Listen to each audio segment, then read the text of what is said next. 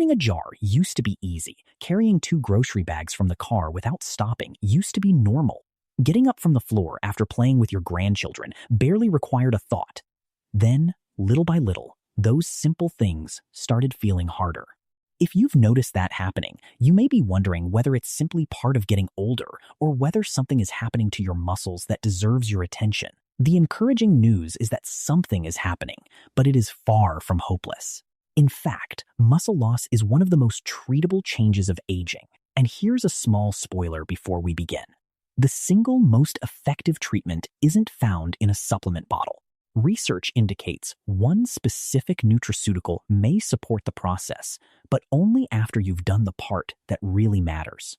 The medical term for age-related muscle loss is sarcopenia. It means losing muscle mass, strength, and physical function as we grow older. Most people think it begins in their 60s, but measurable changes often begin around the age of 40. After 50, leg muscle mass typically declines by around 1 to 2% each year, while strength can fall even faster. That's why many people notice everyday tasks becoming harder long before they notice any visible change in the mirror. Why does this matter? Because muscle is about far more than appearance. Strong muscles help you climb stairs, keep your balance, recover after illness, avoid falls, and remain independent. Research has shown that muscle strength is one of the strongest predictors of healthy aging and long-term independence. It's often a better predictor of how well someone recovers from a hospital stay than their age on paper. In other words, protecting your muscles is really about protecting your quality of life, not just how you look. So, why does muscle disappear? Part of the answer is simple. We usually become less active as we age. But another important change happens inside the muscle itself. As we get older, our muscles become less responsive to the protein we eat. Scientists call this anabolic resistance. Think of your muscles as becoming a little hard of hearing. Protein is still knocking on the door, but the signal isn't quite loud enough. Resistance exercise turns up the volume, allowing your muscles to respond again. One of the most common questions people ask me is whether this decline can actually be reversed. The answer is reassuring. A 2025 systematic review by Dallaire and colleagues, published in the Journal of Cachexia, Sarcopenia, and Muscle, found that resistance training consistently improved muscle mass, strength, and physical function in older adults with sarcopenia. The greatest improvements were seen when the exercises were challenging enough for the individual. Your muscles are still listening. They simply need a stronger signal than they did 20 or 30 years ago. If you're finding this discussion helpful and you enjoy practical, research-based health information without the hype, I'd love to have you join us.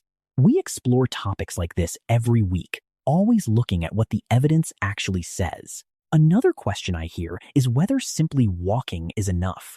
Walking is one of the best things you can do for your heart, your brain, and your overall health. Please keep walking. But walking alone usually doesn't provide enough resistance to stop age-related muscle loss. Muscles grow stronger when they are challenged against resistance.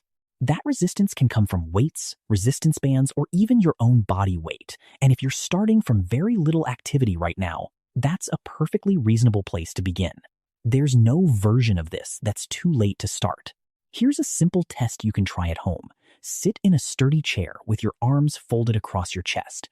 Now stand up and sit down 5 times without using your hands. If that feels much harder than you expected, don't panic, but don't ignore it either. It may be your body's way of telling you that your muscles need more attention. People often ask whether eating more protein helps. A 2024 systematic review and meta-analysis by Li and colleagues, published in the Journal of Nutrition, Health, and Aging, found that whey protein supplementation provided a modest additional benefit when combined with resistance training. The key words are combined with. Protein supported the results, but exercise remained the main driver of improvement. Then there's creatine. Many people still think of creatine as something only bodybuilders use. In reality, recent meta-analyses, one by Forbes and Kandau in 2024, another by Liu and colleagues in 2025, found that creatine, when combined with resistance training, increased lean muscle mass by a little over 1 kilogram on average and improved upper body strength. The same studies found little additional benefit for lower body strength or bone density, so creatine isn't a miracle. Think of it as a helpful assistant rather than the main worker. It can help you get slightly more from the work you're already doing, but it cannot replace the work itself. Another interesting study by Mori and Tokuda, published in 2022 in the Journal of Nutrition, Health, and Aging, followed older adults after they stopped exercising. Those who had combined protein with resistance training held on to more of their gains than those who exercised without protein. The lesson is simple. Muscle is something you maintain, not something you achieve once and keep forever. Consistency matters far more than perfection. So what should you actually do? Aim for resistance training 2 or 3 times each week, working all the major muscle groups. You don't need an expensive gym membership. Bodyweight squats, resistance bands, light dumbbells, or resistance machines can all be effective. Try to consume around 1 to 1.2 grams of protein per kilogram of body weight each day, spreading it across 3 or 4 meals rather than eating most of it at dinner. Aim for a source of quality protein at each one, whether that's eggs, fish, poultry, legumes, or a protein supplement if that's easier some days. If you're already exercising consistently and would like a little additional support, creatine monohydrate at 3 to 5 grams daily is a reasonable option for many healthy adults based on the available evidence. But remember, supplements support training. They never replace it. If there's one message I'd like you to remember, it's this. Your muscles don't disappear because you celebrated another birthday. They disappear when they stop receiving a reason to stay. Every squat, every step against resistance, and every effort to stand up without using your hands tells your muscles that they're still needed. And when your muscles know they're needed, they respond.